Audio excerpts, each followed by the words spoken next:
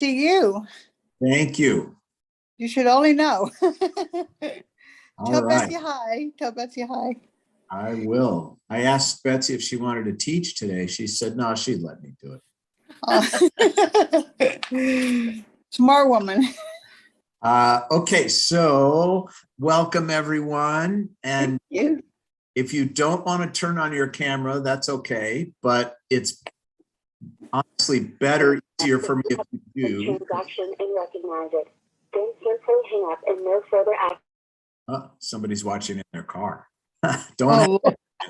Oh my God. That'd be a terrible. I've been known to do that.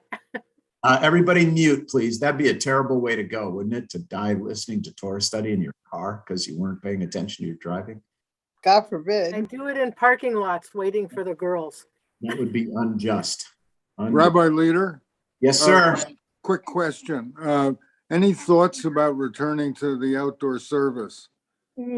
Yes, we are going to, but we want to wait till the weather is a little more predictable and better, and it's not so dark so early.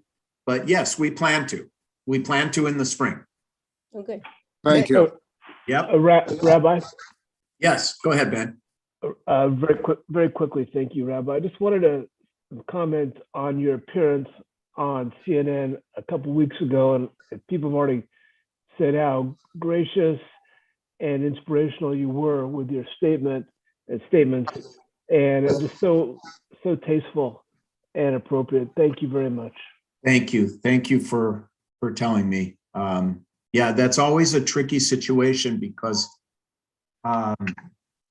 you don't want to make things worse, right? That's the sort of the first rule is do no harm. And on the other hand, you want to say something that's helpful. So I'm glad you felt that way. Thank you. And, Poppy Harlow grew up 3 blocks from my childhood synagogue. So, she's from Minnesota. So we had a very nice connection, and that helps too, So, but thank you. Thank you for telling me. If you wouldn't mind calling my mother, I would appreciate it. Okay, please turn on your cameras if you don't mind. If you do mind, that's fine. You don't have to turn them on. But just know we don't really care what your roots look like. So just go ahead and turn on your camera. And there are lots of us, 42 of us. So I can't say hi to everybody, but I see you, and I'm so glad you're with me. Yeah. How do you turn on your camera? I don't know what you mean. On the lower left-hand corner, you'll see an icon of a camera with a red line through it. Just click on that, and it should turn your camera. Let me see. I don't see it. I'm sorry. I don't see it. Right. Okay, I'm sorry. I don't see it. Okay, go find a 12-year-old and they'll Okay, thank you. I'm alone. If you're on an iPad, it's on the top. I'm on an iPhone. Sorry, I'm on an iPhone. Oh, iPhone. Try tapping the top and then try both places. And nothing shows. I'm All sorry. right, don't worry about it. Don't worry about it. This could take it. Okay. All right. Okay. Everyone, we have a lot to talk about. And remind me, I've started this tradition at the temple since the pandemic of ending every meeting with a Zoom. I mean, every Zoom and meeting with a joke, because it's kind of a little bit of a depressing thing we've all been going through. So remind me, okay? And we're going to end Torah study with a joke from now on. And I have a great joke to end with, okay? So don't let me forget that. All right.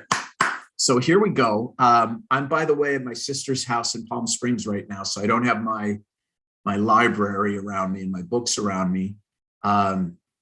So I'm going to teach mostly from memory here, which is fine. And I'm going to just ask everyone now to take out whatever, whether you have a printed copy or you're going to look it up on your phone. But go to the Exodus chapter 21. We're not going to do anything with it yet, but I just don't want you to have to fumble for it later. So let's go to Exodus chapter 21. And in about 10 minutes, we're going to get to that. But I just would like you to find it now so we can kind of move through seamlessly.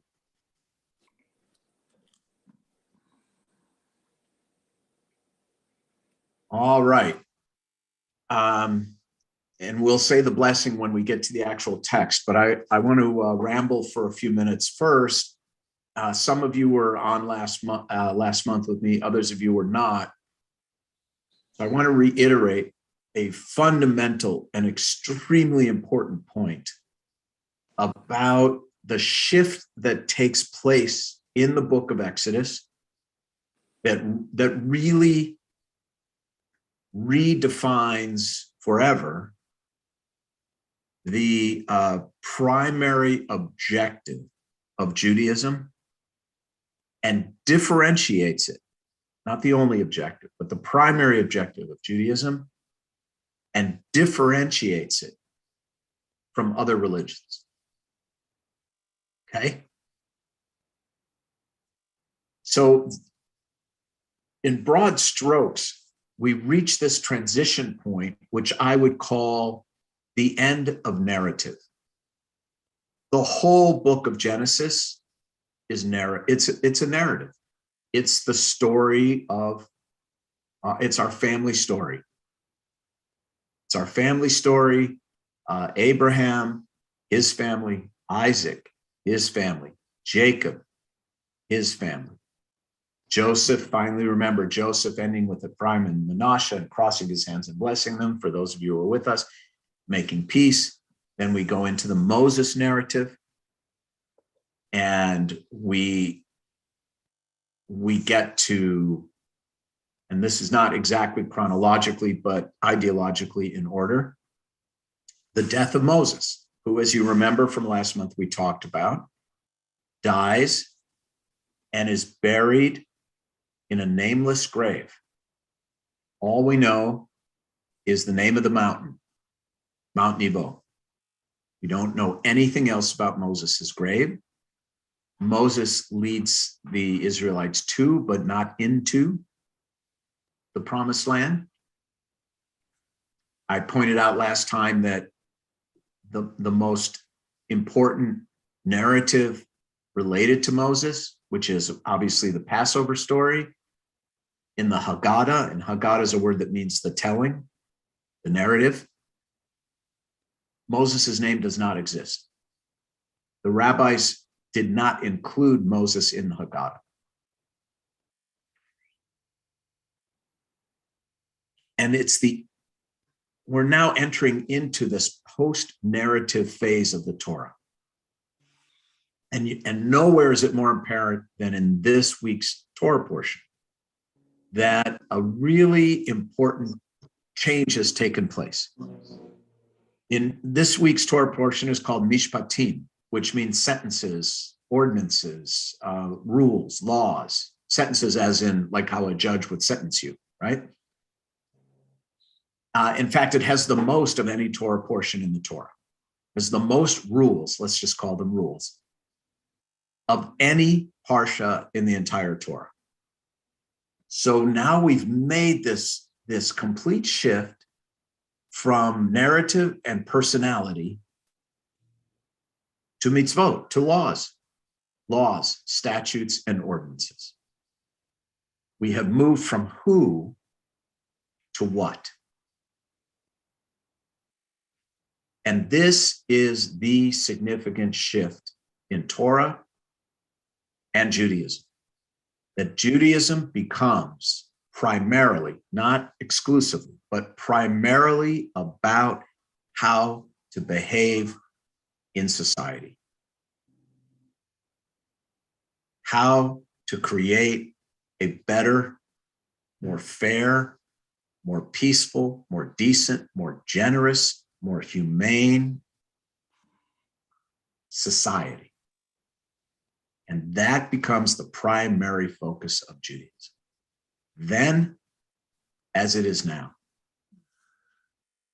I've said before, the major Christian critique in what we call the intertestamental period, the period of just post-Jesus, was that Judaism was a religion of deed rather than creed. It was a religion of behaviors rather than a religion of beliefs or faith, which is just another way of saying it's an ungodly religion. right? Now, we can take that ungodly point of view apart pretty quickly, because if you ask any Orthodox Jew why he or she observes these commandments, they will tell you because it's the word of God. Patience, please. Right? That God is the ultimate authority. And that the Torah is the word of God. And so it's not that God is removed from the picture. God is ultimately the authority behind everything. And that's not godless. But the way in which we honor God has everything to do with our human behavior. Everybody please mute. And our human behavior, not necessarily toward God, but toward each other. So Judaism becomes a more horizontal religion, much more and this earthly, humanly interconnected, and ideally humanely interconnected way of living.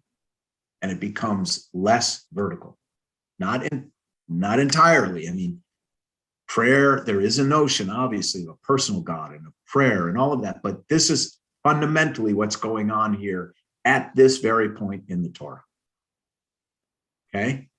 And I cannot overstate how important this is. This is the moment. Okay?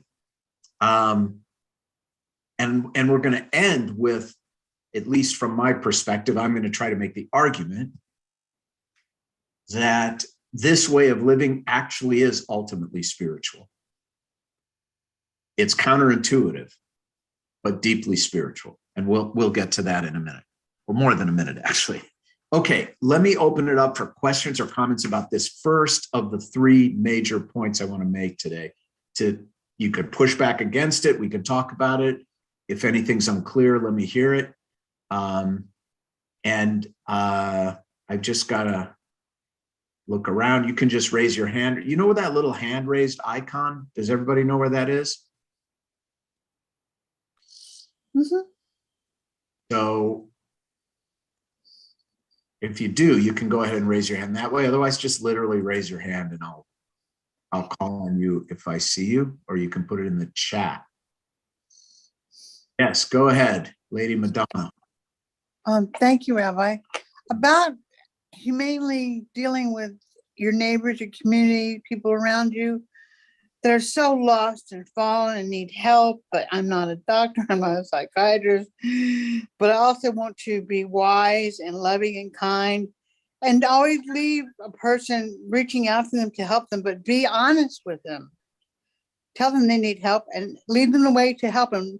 Then then get away from toxic people and stay away from them, but do the right thing, right, Rabbi? That, if I had to distill it down, it would be to, yes, treat your neighbor and do unto your neighbor as you would like, or not do unto your neighbor as you would not. Really, exactly. Okay, so I go would like- ahead. Go I ahead would and like- mute. I Go would ahead. like Mute. I would like to say to Madonna that you do live your life that way, and everybody feels it around you. Oh, thank you, Risa. It's not perfect. Hey, what are the rest of us? Chopped liver? I'm kidding. Quite a She- bit.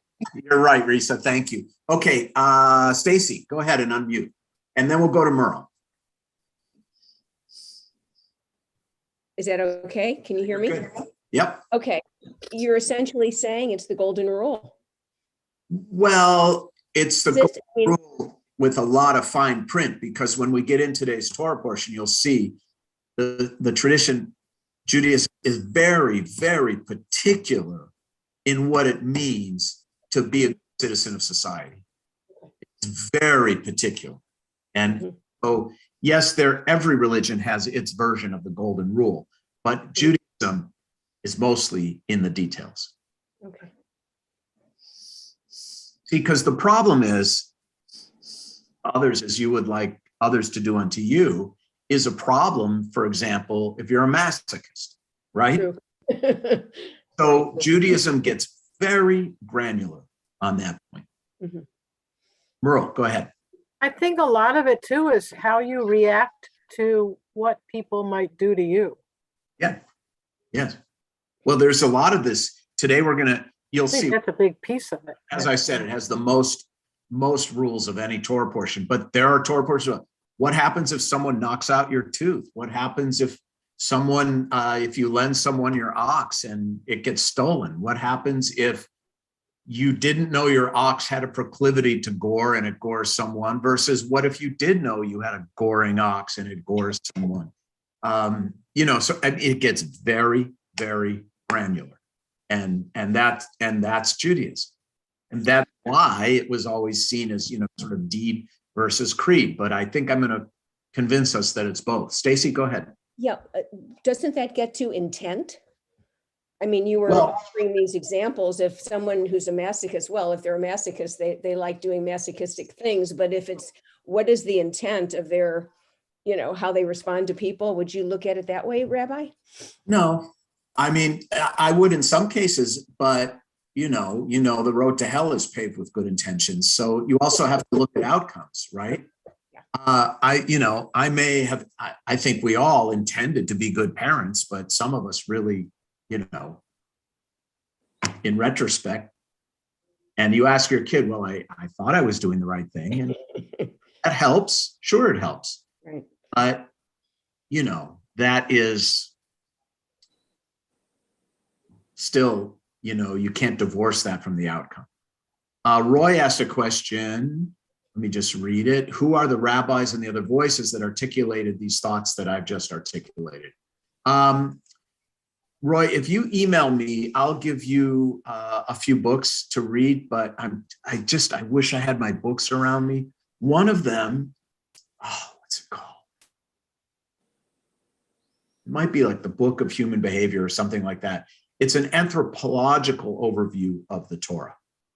Like, what are these rules really about from an anthropological standpoint? What are they trying to achieve? What are they trying to respond to?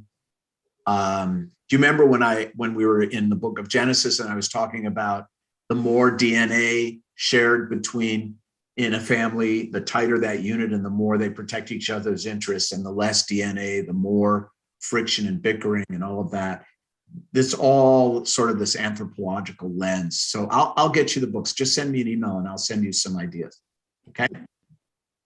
What is your email, Rabbi? You can email me at srosen. Yes, Rosa. I'll just put it in the chat. Okay. Okay. Okay. Thank you.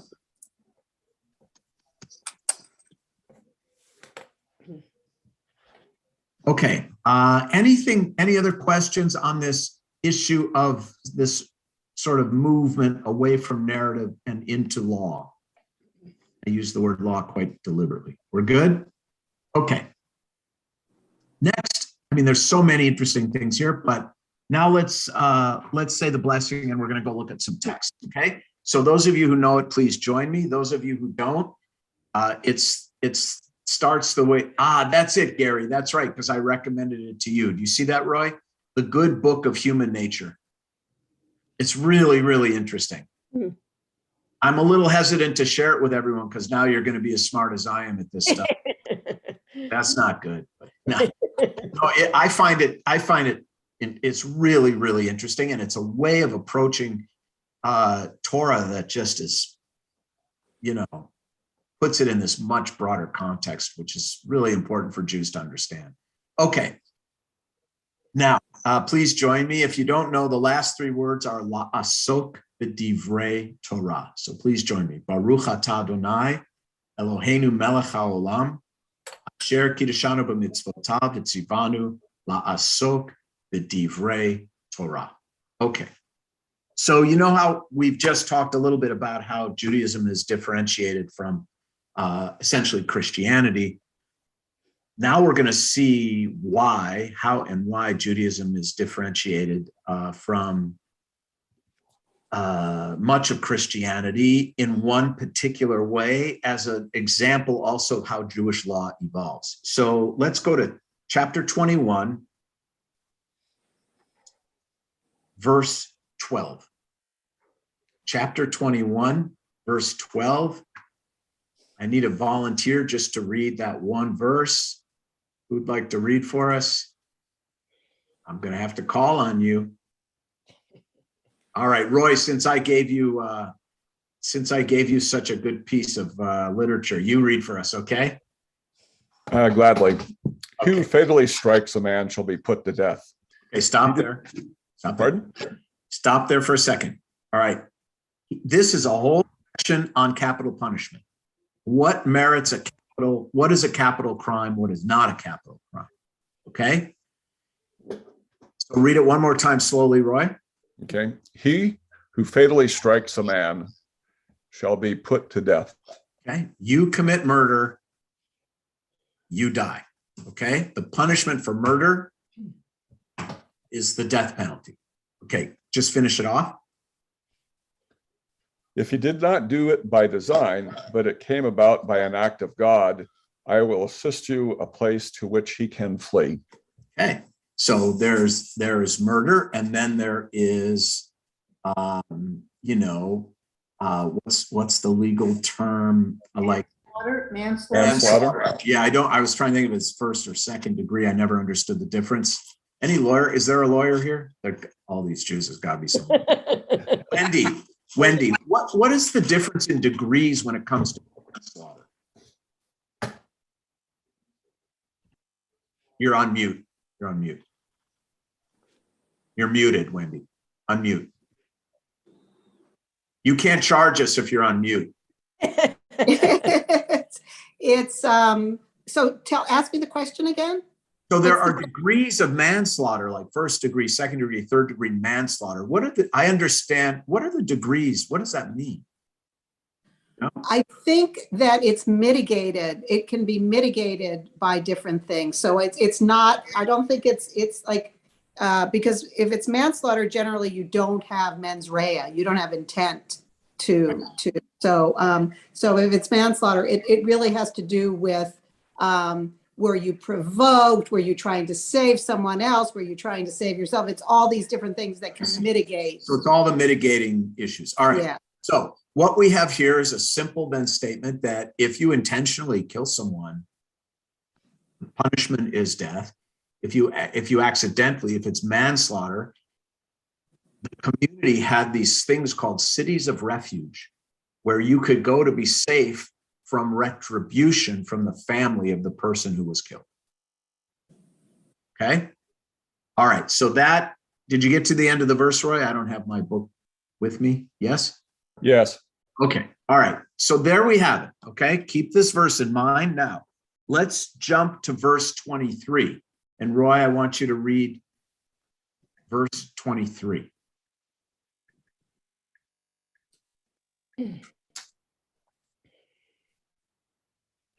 But if other damage ensues, the penalty shall be life for life, eye for eye, tooth for tooth, hand for hand, foot for foot, burn for burn, wound for wound, bruise for bruise. Okay, so now we have this idea of compensatory justice, right? The punishment has to fit the crime. And by the way, this business of eye for eye, tooth for tooth, the rabbis always worked this out in a financial way. There was a financial penalty commensurate to the crime. Okay. Now, do you see the verse where it says if two men are fighting and they injure a pregnant woman? Do you see that, Roy? I'm assuming it's afterwards. I think it's 22. Oh, no, it's before, right? Yeah. Okay. Okay. Now, pay close attention. All right, go ahead.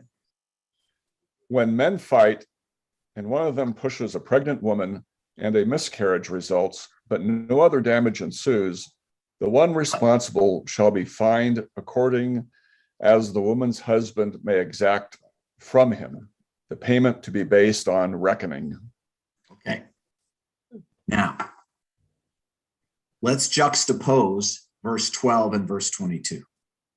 In verse 12, if fighting and one of them dies as a result, intentionally trying to kill this guy and you do, then you're punished with death. Okay? And just so you know, back then, the way the death penalty was meted out was they took you to the top of a cliff and pushed you off, and you fell. And if you didn't die, then they dropped a boulder on you from above. Okay. Nice. Here we have a pregnant woman who miscarries. Is the penalty death, Roy? Is the man who pushed her put to death? No. No, it just says based on reckoning. It's a fine. It's a financial penalty. Okay. Now, this might not seem like an important juxtaposition to you right now, but this is the origin. Reese, I'll get to you in 1 second.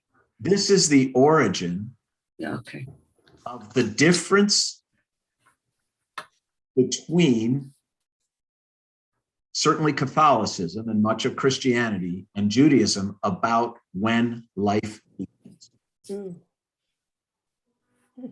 Now, is the miscarriage a serious matter? Yes. Is it murder? No. From this juxtaposition stems the Jewish idea that a fetus does not have the status of personhood. As status, but not the status of personhood. Okay, which is why in Judaism, abortion is a serious matter, but it can never be called murder.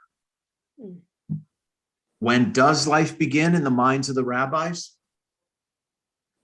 When the shoulder and head of the baby exit the birth canal. And of course, when the baby takes its first breath. And you all, I think most of you, if not all of you, know then the word for breath and soul in Hebrew is the same word, neshama.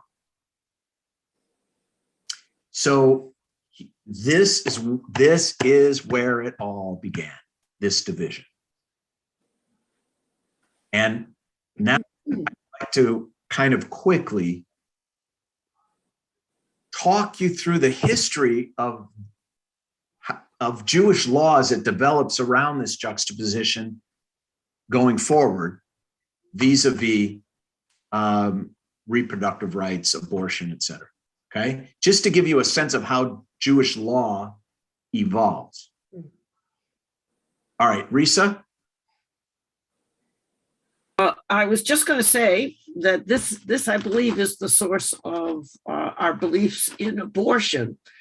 And the only thing that I continue to question is why, if life begins with the shoulder, then why don't we say Kaddish for a deceased baby until 30 days? The answer is, okay, so the Talmud says that if you have a baby and the baby dies, some say 30, some say 40 days, you don't say Kaddish and you don't have a funeral. The reason, Risa, is that it was such a common occurrence that the rabbis were trying to spare the families the expense and exhaustion, for lack of a better word, of a funeral every year. It was meant to ease the burden. Now, I think psychologically completely misguided. I don't think it eased anyone's suffering to ignore it. But that is the reason. It's not that the baby wasn't recognized as having the status of personhood. It was that this was such a regular occurrence that the rabbis wanted to sort of ease the burden of suffering on families. And this is a very easy thing to forget, in modernity, just how common it was, even just a few hundred years ago, that children died. Robert Frost, by the way, had 4 children who died. So, but we forget in America. So that is the reason, misguided or not, that's the reason. Okay, now, so we have this biblical juxtaposition, right? It's a capital offense if you murder someone, if you cause a miscarriage, it's not, therefore, fetus does not have the status of, and therefore abortion can never be murder. Okay, so although it can't be murder, the rabbis still have to deal with, well, it's still a terrible thing, and when is it allowed? When is it allowed? When is it okay? And they basically come down on the side of what today we would call therapeutic abortion. So obviously, if there's a hierarchy and the hierarchy places the fetus below what I guess we would call a full person, that means if the fetus is endangering the mother's life, not only may you abort, you must. Because we're privileging personhood over something with a lesser status than that. And now, just to get really tricky, Maimonides, 12th century and 11th century, Maimonides compares the baby in this case to what he calls a rodef. A rodef is a criminal sneaking into your house in the middle of the night, and the Talmud says you're allowed to shoot first and ask questions later. You're allowed to kill an intruder intruding in the middle of the night, because the assumption is that person is there to kill you. Okay? Remember, the 10 Commandments say thou shalt not murder, does not say thou shalt not kill. We're allowed to kill. We're allowed to kill in self-defense. And so Maimonides says, well, the fetus is like a rodef, like this pursuer. Rodef means to pursue. This pursuer of life that's breaking into your home in the middle of the night. Now, what's the problem with the Rambam's analogy, with Maimonides' analogy? Anybody want to take a guess? Okay. David let's hear it. Well, the robber has intent and the baby doesn't. And yes, and also the robber is a person. Uh-huh. So now God you're taking this fetus, which you don't want to grant the status of personhood to, because then it would be murder, and comparing it in a situation where you are granting the status of personhood to the robber or to the criminal, right? And so that's a very problematic point of view that the Rambam takes. And it doesn't really get dissolved. Resolved. It's a disagreement. Okay. Personally, I think it was a bad move on the Rambam's part. I fully accept the insane chutzpah of me saying anything on the Rambam's part. Penina, go ahead. Unmute though. Remember to unmute. Being a doctor too in a Muslim country, where the women's rights are totally ignored. This law that the Rambam says completely disregard the feeling of the mother, of the woman. And it's a little bit also showing in the Torah, in this law that they're saying. Yes. The feeling of the mother, how she looks about overall this situation, whether it's a miscarriage or whether stillbirth, it's totally ignored and not mentioned. That's right. And I'll just tell you that I do officiate at funerals for babies that die before 30 days. I do. Mm-hmm. It's the right thing to do. Mm. I think the Torah, look. My great nephew who also died, the cord was wrapped around his neck. And he's buried in a cemetery in Cleveland together with the rest of the members of the family. Yeah. And look, we are entitled to be more emotionally enlightened than our ancestors. Thank goodness. Listen, this Torah portion contains like the laws if you're going to sell your daughter to be a slave.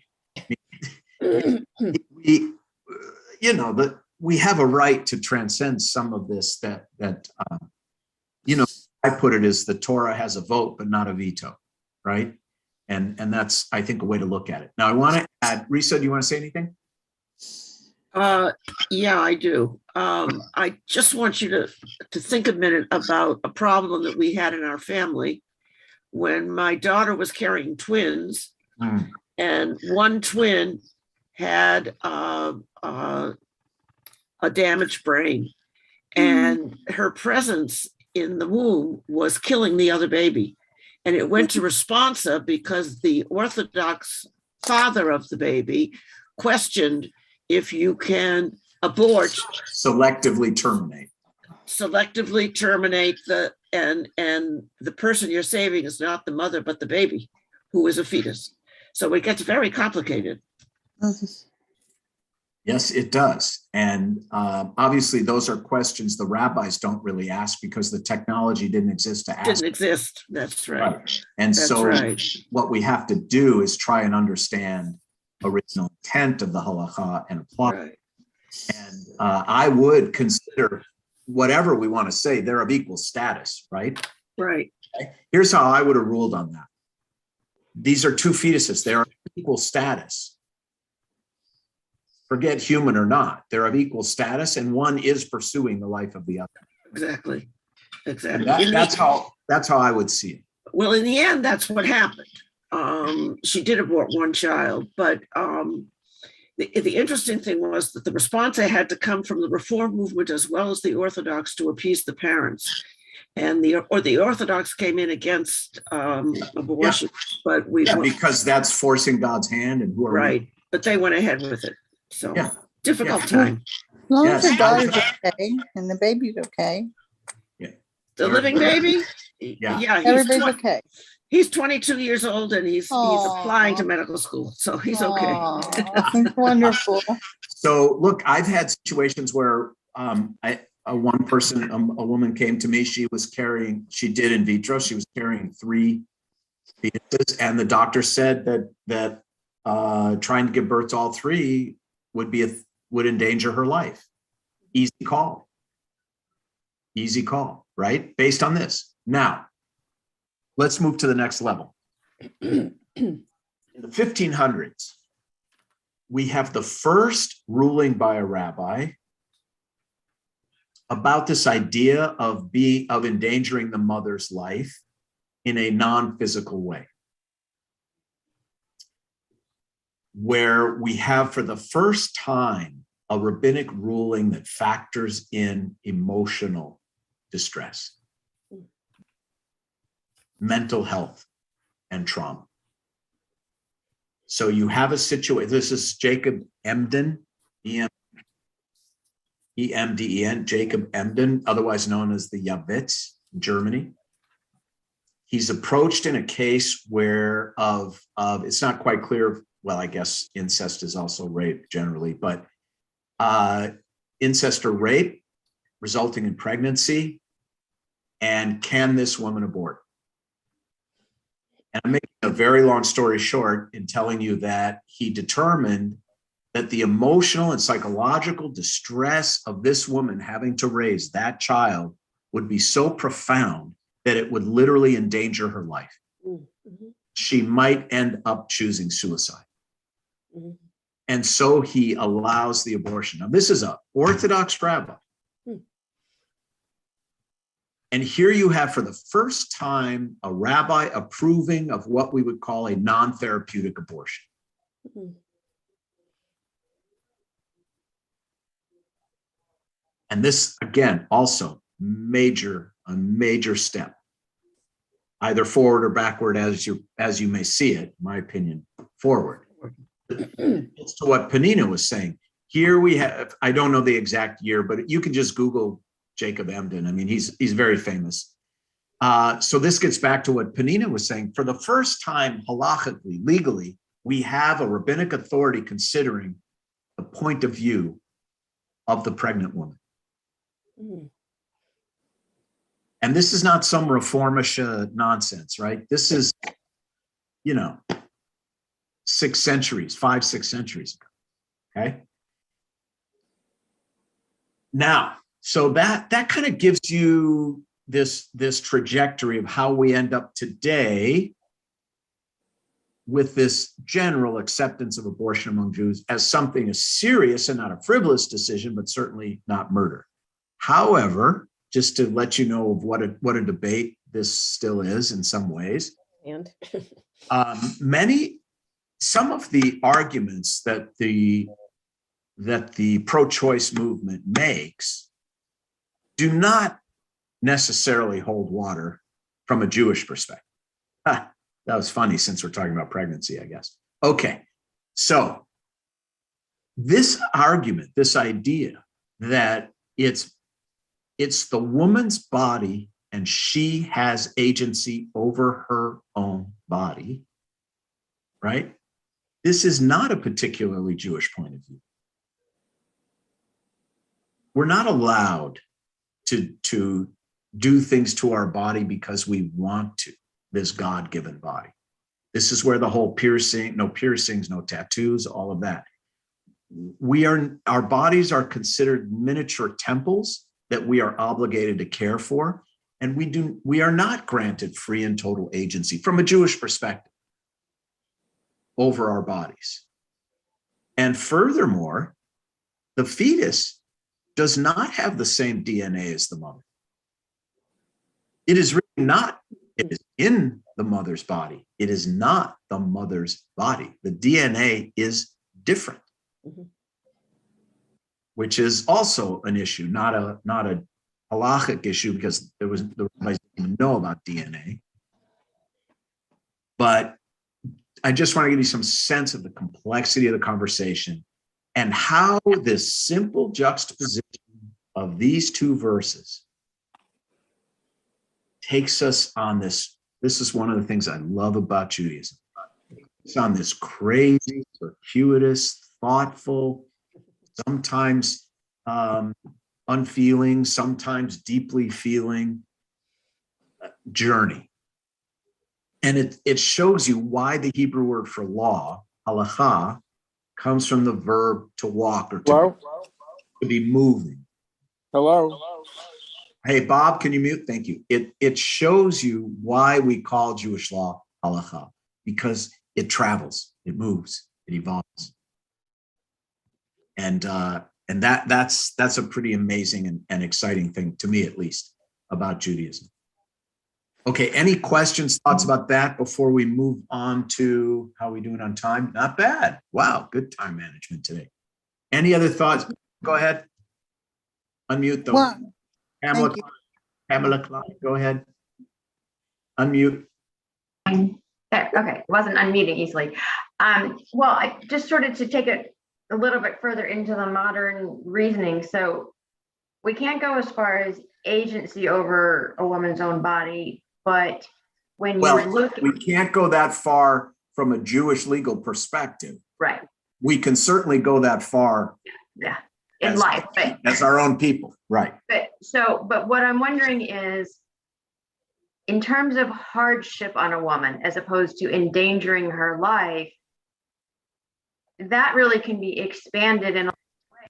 Like if you are a poor woman or you're a 16-year-old woman, and changing the trajectory of your life, certainly the baby may not have been conceived in incestuous or rape, or it may just be a baby you don't want. It may just be that this or is can't not afford because I can't afford it. I have these plans in my life. This is what it is, and I'm just wondering. Yeah. I guess everything has been written about it on both sides of that conversation about how much is too much. It comes to my office. It comes to the couch in my office more than you might imagine. More than I probably want to imagine, truthfully. These surprising or unwanted or I like to say unexpected pregnancies happens a lot. And I will tell you, just from a counseling standpoint, my general proclivity is to encourage people to go through and to have the baby. Partly because I don't know a single parent who would give that third kid back after they have that kid. I know a lot of parents who it's usually the third kid now, because most Jews have two kids, or the fourth kid or the fifth kid. I'm the fourth of five. If my parents had like two's enough, there'd be three less leaders in the world. And I don't know a parent who would give their child back. I know there are some somewhere in the world, but I haven't met that parent yet once they actually go through it. Secondly, I often ask people, well, who come at it from a financial standpoint, well, let's imagine you don't have the baby. What does that mean for your life? You're going to take like fancier vacations? What is it? You're going to stay at the Ritz-Carlton instead of the Marriott? And that's okay, but is that really who you are? You know, you have to decide that. I can't decide that for you. Now, that's generally, I said, my proclivity. There are times when I say, look, you're coming to me as the rabbi. My Jewish answer to you is, despite how guilty you think you might feel, I can tell you from a Jewish perspective, abortion is not murder. And that really helps people who, frankly, really aren't prepared or capable. You know, and the trickier thing is when a baby is diagnosed in utero with, for example, Down syndrome or Tay-Sachs or something like that. Because here again, I have a conflict between sort of what I do and who I am. Because in Judaism, there is no hierarchy. There is no relative value to life. I've said this before here many times. There is no relative value to life in Judaism. If you have 10 minutes to live or 10 decades to live, your life is of equal value. Okay, period. And so an Orthodox rabbi would say, this is God's will. Why is a person with Down syndrome any less important, valuable, meaningful than you know, a rock star or a nuclear physicist? That's not how Jews think. There is no relative value. And yet, like Steve, the human being,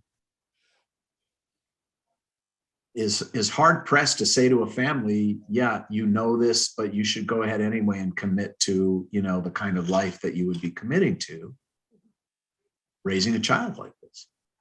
And it's a very difficult position to be in. And I usually, without being overly directive, this is where saying to someone, look, I can't tell you what to do, but I can tell you abortion isn't murder.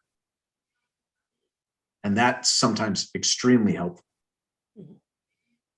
But I'll tell you right now, what an Orthodox rabbi would say is, this is God's will. You should have that baby. And it's tricky stuff.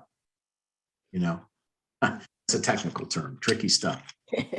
That's Pamela. That's an honest answer. I mean, this is where there's nuance involved in being a rabbi and trying to balance tradition and modernity. And you know, I've told you this before too. I think when I was a part of this study group with an Orthodox conservative, myself, the Reform, and a Reconstructionist rabbi, after a few months of being in it together, the Orthodox rabbi said, well, I figured out the difference between us. I said, what is it? He said, well, when someone comes to you with a problem, you look in their eyes and then you find the answer they need in the tradition. And when someone comes to me with a problem, I look at the tradition and then I look in their eyes and I come up with the answer that they need. So we're really trying to use the tradition to guide people and comfort people at the same time. And it is the art rather than the science, you know, of being a rabbi. I think also being a physician, you know, that's why you ask a physician, well, what would you do? And they never tell you. You know, they say, well, it's not my mother, so I can't tell you what I would do. You know, it's tricky. Jews and Christians, Ben, became so diametrically opposed because Jews, based on Torah, don't see life beginning at the point of conception. Christians do. And the reason we don't is this juxtaposition of these verses. So, all right, I want to move on to the last piece because I want to tie a ribbon on this idea that we move from this people of narrative and God to a people of mitzvot, of commandments about how to live in and create a peaceful and better society. Okay. So let's now go to Exodus 24. Roy, you up for reading one more sentence? Ready? Got to get to 24. Okay, Exodus 24, chapter 7. So let's all go there. 24:7. I just thought of that. 24/7 is a thing. Yeah. 24/7. Okay. Okay, so you'll always remember this verse now. This is great. Remember Exodus, and then it's 24/7. Okay, go ahead. Then he took the record of the covenant and read it aloud to the people. And they said, all that the Lord has spoken, we will faithfully do. Okay, now that's sort of a good translation, but what it really says in Hebrew is all that the Lord has commanded, na'aseh v'nishma. Now let's talk about those two words. In fact, Penina, you're our resident Hebrew expert. How would you translate na'aseh? Let me ask you this. How would you translate it literally? Let's start with that. You got to unmute though. Go ahead and unmute. Na'aseh v'nishma. Unmute. You're muted, Penina. Okay. Na'aseh is we're going to do it. We're going to try it. Na'aseh says we're going to do it. And nishma? But we're going to try it. It's like a try. Na'aseh v'nishma is we are going to really pay attention and listen. Okay. It's not enough just to say, I'm hearing it. It's I'm listening. Yeah. Lishmoa. Perfect. Na'aseh v'nishma. Now here we have this Jewish construct that I think explains how being a people of the law, people of deed versus creed, is actually a spiritual endeavor. Na'aseh v'nishma. So the Israelites are presented with this long list of rules, and they say, we'll do it, and we'll understand. Now, this is not the American way, okay? How many of you here would sign a contract before reading it? None of us. Let's see who else I can talk to here. Where's Nadine Alexander? Are you on? Nadine, can you unmute? Okay. First of all, Nadine, it's great to see you, and Mazel Tov on getting through your surgery. You look great. Thank you. I'm doing How well. are you feeling? I feel great. I'm Very so good. glad. Perfect. I'm so glad. Thank Really glad. And I'm happy for you, Barry. That's great. Thank you. I hope I'm not violating any HIPAA rules, but let me just say that Nadine and I are fellow sufferers of back pain, and we both had back surgery. Nadine, what would you have said to your surgeon before the surgery if he said to you or she said to you, hey, just trust me. I know what I'm doing. It's going to be great. And I'll explain what I did after the surgery. I would have probably said I need a second opinion. Yeah. Right. Which is essentially Okay. I thought. Now, but this is essentially what we have. This is God through Moses saying, here are the rules. And the people saying, we'll do it, and then we'll get it. Now, that to me is being a people of the law, but it also is a very spiritual idea that in the doing comes the enlightenment, comes the understanding. I could give you a book about keeping kosher. I could give you 100 books about keeping kosher. I could bring in Jews who keep kosher to talk to you about keeping kosher. I could show you a Netflix series on keeping kosher, and you will have no idea what it's like to keep kosher. Yeah.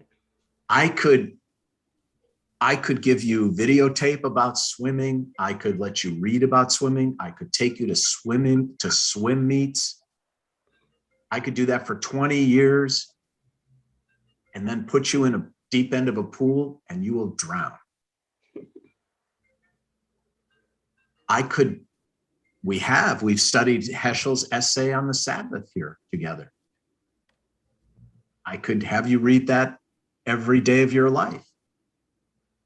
And you'll never really understand what it's like to observe Shabbos. So this idea that, oh, it's just a bunch of rules and it's not spiritual is nonsense.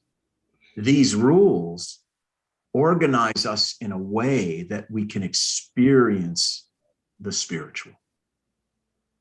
Shabbat, how we treat each other, taking care of the hungry, the homeless, the widow, the orphan. You know, reading about the hungry and making sandwiches and handing them out are very different experiences. Saying, oh, those poor people, oh, it's terrible, is a very different experience. Or even saying, you know, be kind to the poor, it's a very different experience than literally being among the poor and helping. So I would argue that it's in the living of the commandments, that's what leads us to this spiritual enlightenment. And it's counterintuitive because most people think the other way around. Well, listen, Rabbi, you talk to me about how it's going to benefit me, and then I'll consider whether or not it's worth my time to engage it. And here's the crazy thing for me, just to get a little bit preachy for a second. Everybody understands this about other aspects of life. Like, who really enjoyed their first beer, honestly, right? Who really enjoyed their first cigar? Okay. It's what we call an acquired taste, right? Who really had fun the first time they tried to play tennis or golf, right? No one, okay? Because it takes engagement, practice, doing it. And then all of a sudden, you get this thing we call flow, and it becomes transcendent. We understand that about tennis and golf, but a lot of people don't get that about religion. They don't get that. And I think that's really sort of the brilliance of Judaism. And it doesn't, I don't mean to say that other religious traditions aren't brilliant. They are, each in their own way. But this idea somehow that Jews are just a bunch of rule followers and they're not spiritual is nonsense, because the rules structure our lives in a way that takes us on this path to spirituality. And you know, that I think is a more fair, frankly, mature way of understanding the construct that we call Judaism.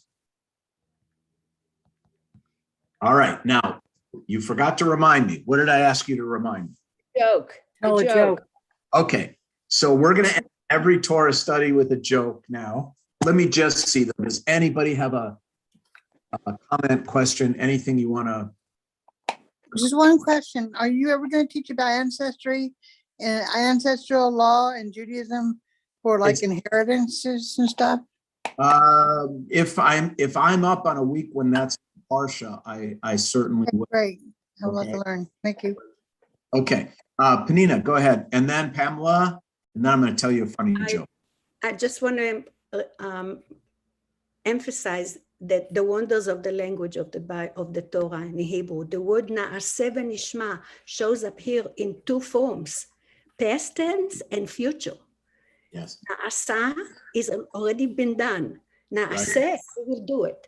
Nishma, it was heard and it will be heard. So this is the beautiful of acceptance of the 10 commandments, that they That's a great insight. Beautiful. And this is amazing. I'm definitely going to steal that the next time. Okay, go for it. It's not Is it stealing if you admit it? I don't know. Not stealing, because every teacher almost learns catch that. the teacher. So It's beautiful. Are you going to it? Okay. It's and beautiful. I'm a teacher for 47 years. So Yeah, that is beautiful. Pamela, go ahead, and then it's comedy hour. Go ahead. I don't have anything quite as profound or moving as that. I just was thinking that our society in terms of things where we accept this idea of giving us the experience. Yoga is all the rage, right? The physical practice. And it's in the doing of it. Oh, like it's their way of creating. He's just finishing. Yep, exactly. So I just was thinking like, aha, oh, why that's appealing, because it's Jewish bones kind of thing, and why it's appealing to many without really realizing it. Yep. Okay. All right. You guys ready for the joke? Yes. It's a little untoward, but we've been together a long time now. Okay. All right. So there's this old Jewish guy who is a ribbon salesman. He sells wholesale ribbon. And he's been going to this one store to try to sell this owner ribbon for years. The owner is a anti-Semite. I mean, a real Jew hater, this guy. Oh, no. But the Jewish salesman is not, he just doesn't give up. And he keeps going year after year. And finally, the store owner says, okay, I'll buy some ribbon from you. I will buy the length of ribbon it takes to reach from your nose to the tip of your penis. That's how much I'm going to buy. And the salesman says, okay, I'll see you next week with the order. Oh my God. The next week, 100 semi-trailers show up filled with ribbon. And the owner says, what's this? I told you I'd only buy as much ribbon as it takes to reach from the tip of your nose to the tip of your penis. And the salesman says, yeah, I know. The tip of my nose is right here. The tip of my penis is in Poland. Oh my God. I love it. That's great. You're amazing. It's a good one, isn't it? It sounds like And my muting mother so would you can have hear my told. laughter. Shalom. All right. Shabbat shalom, everybody. Shabbat shalom. Bye-bye. Shabbat Thank shalom. you. Thank you. Bye-bye. Thank you, Rabbi. Bye, beautiful. Bye, ladies. Bye. Bye-bye. Shabbat shalom. Shabbat shalom. Thank you, Penina. You're welcome, sweetie.